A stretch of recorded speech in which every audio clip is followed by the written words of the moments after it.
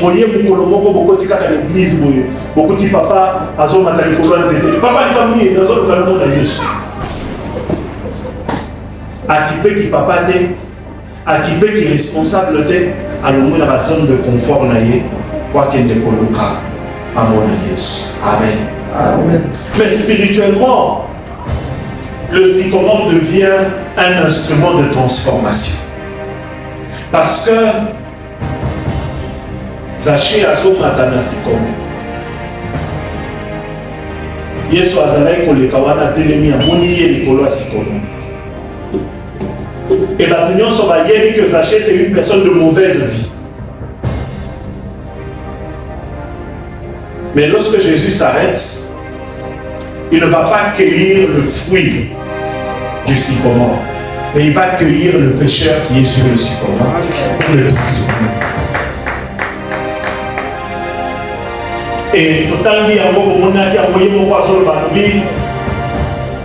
je partage ma moitié de mes biens avec les pauvres, mais aussi si j'ai fait du tort à quelqu'un, je lui donne x4. Parce que la transformation a commencé. Toute personne qui monte sur le sycomore, reconnaissant ses limites, mais avec un grand désir de rencontrer le Maître, la conséquence, c'est la transformation. Amen. La transformation, c'est la conséquence de la rencontre entre un humain et le divin. Amen. Toute personne qui est animée d'un grand désir de voir Christ, tout en reconnaissant ses limites et ses faiblesses, a la possibilité de voir la transformation de sa situation. Venez à moi, vous tous qui êtes fatigués et chargés. Venez à moi, vous tous qui êtes fatigués seulement. Parce qu'il y a des personnes qui sont fatiguées mais qui ne sont pas chargées. Parce que maintenant qui chargent la barreau, et comme il y a repos. Ils sont fatigués et maintenant ils sont en train de se reposer. Alors venez à moi, vous tous qui êtes seulement chargés. Parce qu'il y a des personnes qui sont chargées mais qui ont encore un peu de force pour porter leur fardeau. C'est ce genre de personnes qui soyez pour soulager, moyen de reconnaître que ça y est sur les années. Parce qu'il avait encore un peu de force. Et ça va changer à tous ceux qui ont vu Moussala. Alors bien, au moins, il n'a pas là. Il y a un qui n'a pas ça qui est sévère à recommander là. Mais Jésus a besoin de personnes qui sont fatiguées et chargées. Ça veut dire qu'il n'a plus de force, mais il a encore un fardeau qu'il doit porter. Il n'en peut plus, il est incapable.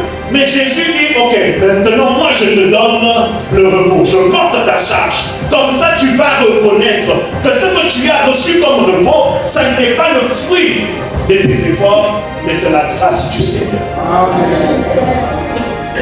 Et ce que j'aime, et je finis par là, parce qu'on doit prier. Ce que j'aime, c'est que lorsqu'on rencontre Jésus, en reconnaissant ses limites avec cet ardent désir, le lieu où on rencontre Jésus a deux natures. C'est à la fois un cimetière et une maternité. C'est-à-dire que ton problème que tu amènes trouve un cimetière parce qu'on va l'enterrer là. Et la solution que tu cherches trouve une maternité parce que la solution va naître là. Mais aussi en même temps, ce jour-là que tu le rencontres devient une date de péremption. Ton problème va expirer ce jour-là. Et ça devient une date de fabrication parce qu'on va fabriquer la solution à ton problème. C'est ce qui se passe au fait. Mais c'est un homme de mauvaise vie. Oui, c'est un homme de mauvaise vie, mais la mauvaise vie s'arrête aujourd'hui. Parce que je commence par transformer sa vie.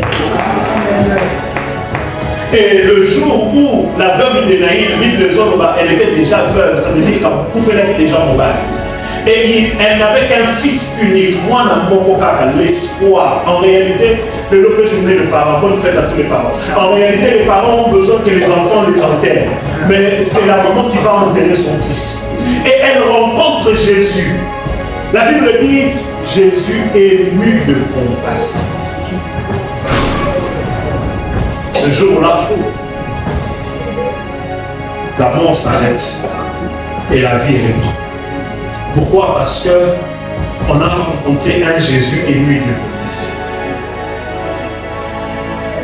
Mais il y a encore une autre dame. La femme à la perte de sang. Elle a aussi rencontré Jésus.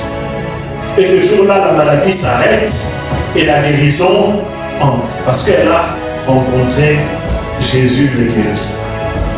Maintenant, vous savez, le problème c'est que tant que vous avez pour rencontrer Christ, quand tu reconnais tes faiblesses et tes limites et que tu as un grand besoin de rencontrer Christ, il faut maintenant que tu saches que tu as besoin de rencontrer qui. Parce que la femme à la perte de sang a rencontré un guérisseur. La veuve de Naïm a rencontré celui qui ressuscite le mort. Zachée a rencontré celui qui sanctifie et transforme les vies. Maintenant, toi, tu as besoin de rencontrer qui? C'est comme ça que le jour où Moïse, Moïse, dès que tant Moïse a tout nié, quel est ton nom? Qu'est-ce que je veux dire? Je suis. Sujet et verbe, et généralement le verbe être introduit l'épithète, n'est-ce pas? L'épithète qui est un adjectif. Alors je suis. Maintenant, Moutounamoutou a ça selon la réalité de sa vie et selon la réalité de ses problèmes, selon ses besoins. Peut-être que moi je suis venu chercher le Dieu qui guérit. Peut-être que l'autre est venu chercher le Dieu qui pourvoit. L'autre est venu chercher le Dieu des armées pour ses combats. Alors il faut que tu identifies quel est le Dieu que tu es venu chercher. En fonction du Dieu que tu es venu chercher, tu vas monter sur les sycomores et tu vas rencontrer celui que tu es venu chercher.